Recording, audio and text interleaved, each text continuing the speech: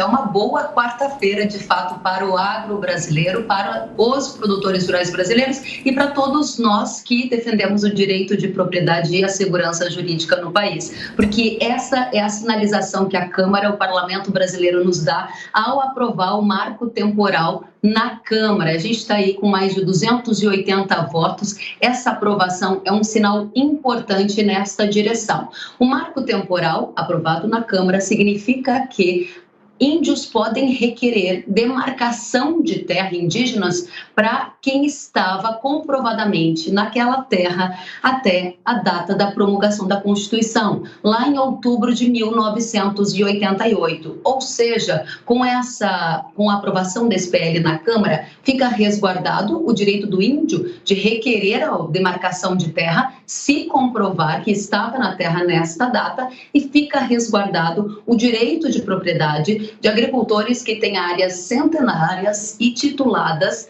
de que aquela terra é sim desses agricultores. Porque hoje o que há é uma insegurança. No caso de uma eventual revisão desse marco, terras escrituradas, compradas, propriedades rurais, poderiam ser questionadas e demarcadas como indígena, gerando uma necessidade daqueles brasileiros, daqueles agricultores deixarem a sua propriedade por causa de uma questão indígena. Dados da CNA apontam que, com o fim do marco temporal, o território indígena no Brasil poderia saltar para 28%. Hoje, 14% do território brasileiro é de indígenas. Ou seja, o sinal que a Câmara nos dá é um sinal positivo ao direito de propriedade, à segurança jurídica. Agora o tema avança para o Senado e é preciso conquistar o sim lá.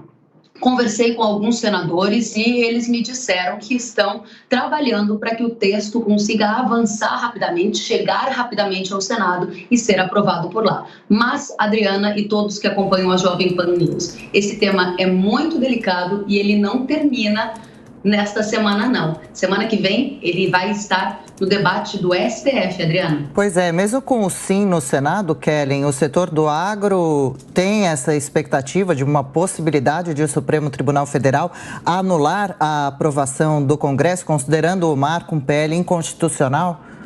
Interessantíssima essa questão, e aí é que está o grande foco da nossa atenção.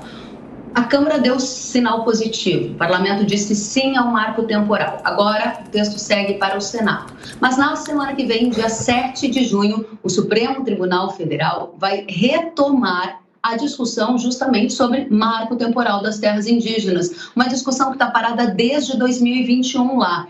E aí a grande questão: se o STF decidir que é inconstitucional o marco temporal das terras indígenas, a decisão do Congresso perde validade? Não. Foi o que me disse o diretor jurídico da Confederação Nacional da Agricultura e Pecuária, a CNA. Abre aspas nas palavras de Rudy Ferraz. Não, não perde. Isso porque a lei não é questionada na ação. Essa lei que está sendo votada agora no Congresso brasileiro. A nova lei, quando aprovada pelo Senado e sancionada, somente poderá ser avaliada pelo STF caso uma nova ação seja impetrada no STF questionando a nova lei.